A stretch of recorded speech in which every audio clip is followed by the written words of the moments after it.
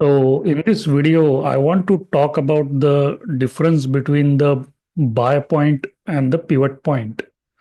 So not one, but many YouTube subscribers, plus also I think a couple of video course students, I think they were asking me after looking at some of my videos, I mentioned pivot point and buy point.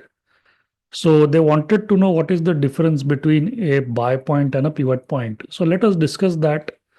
This, I think, will be a short video. It's a very simple concept. You need to understand the difference between retail supply and overhead supply. So, remember back in November 2023, Tata Investment shot up like 40% in a couple of days. So, that is still in my memory. So, I will take you back to that stock. I think that was a classic base. So, I would like to show you that. I discussed this base in my video course. So, have a look at this. I will put a, sorry, I will remove this.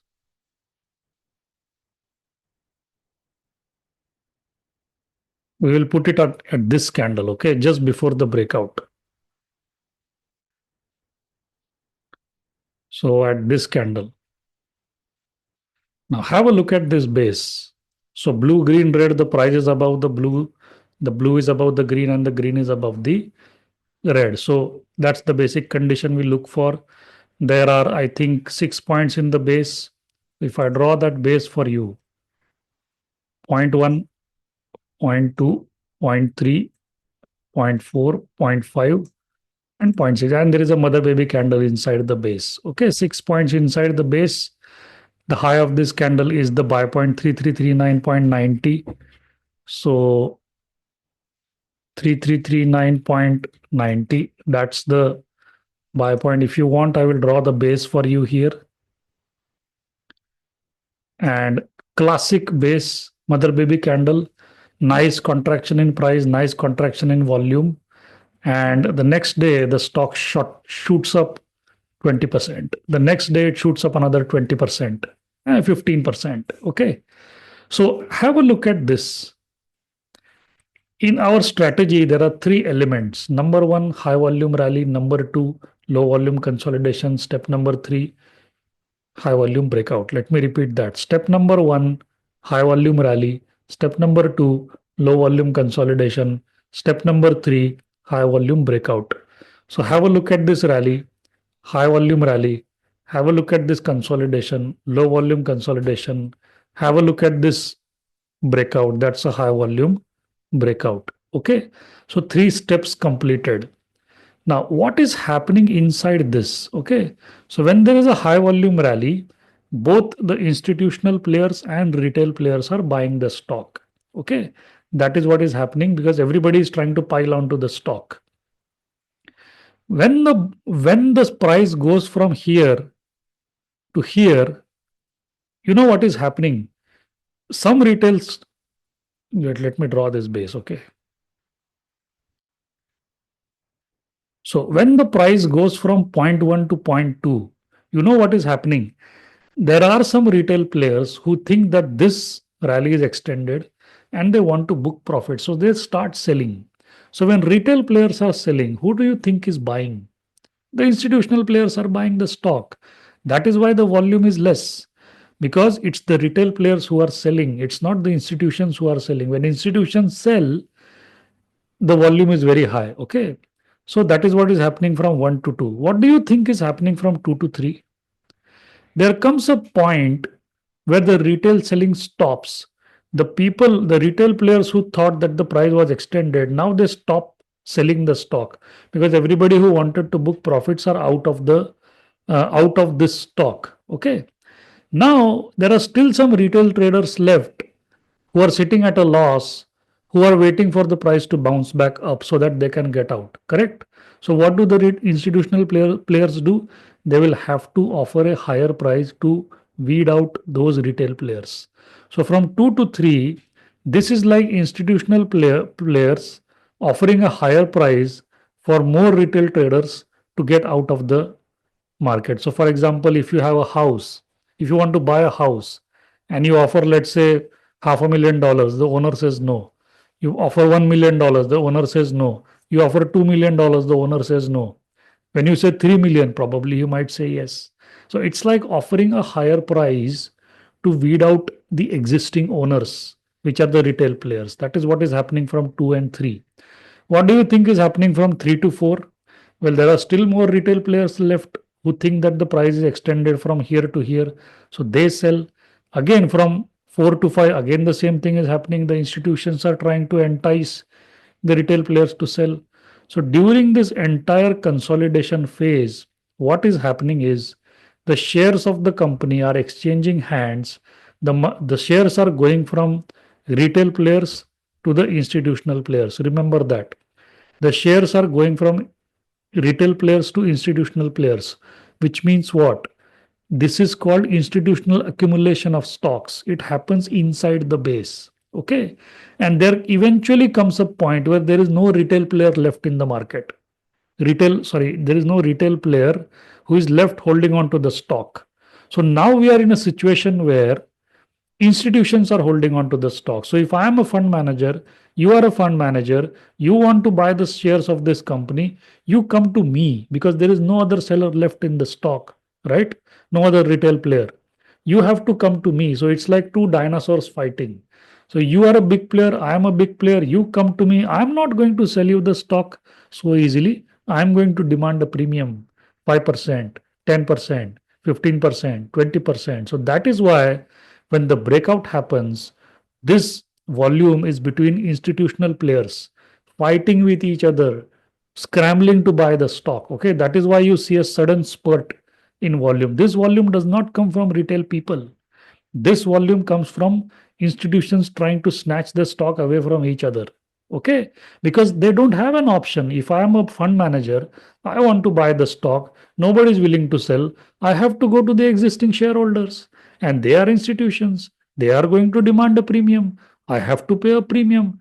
And when I pay a premium with a block like a big number of shares, obviously the price is going to shoot up because I'm paying a premium. Obviously, the volume is going to be high because I'm not going to buy 100 shares. I may be buying a million shares, right? Half a million shares.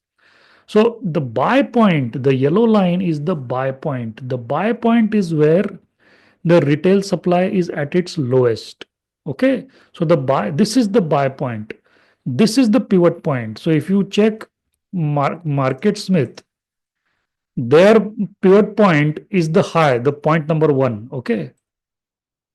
It will not be point number one every time. Let me go to, why is not opening today? Yeah. So let's go to Tata investment. Let's go to that base. Okay. This was in November 2023. I still remember. So let's open the chart. It's asking me to log in again.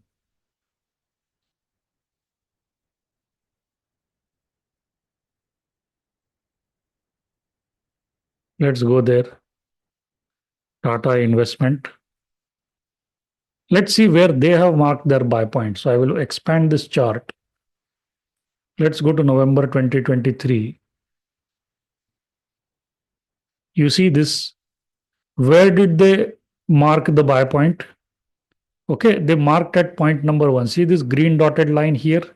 Okay, that's their buy point. The green dotted line is their buy point. Our buy point is here. So you understand what is the difference between buy point and pivot point? Buy point generally will be always below than pivot point. Sometimes the buy point and the pivot point are the same because there could be a cup with handle. Okay, in a cup with handle, you see there is a cup with handle here. So this is the buy pivot point as per Market Smith, which is below point number one. So that's the pivot point and the buy point. In that cup with handle, the pivot point and the buy point is the same.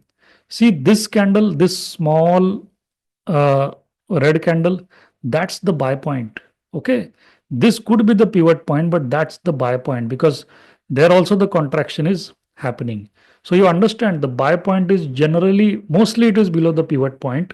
Sometimes the buy point could be same as the pivot point.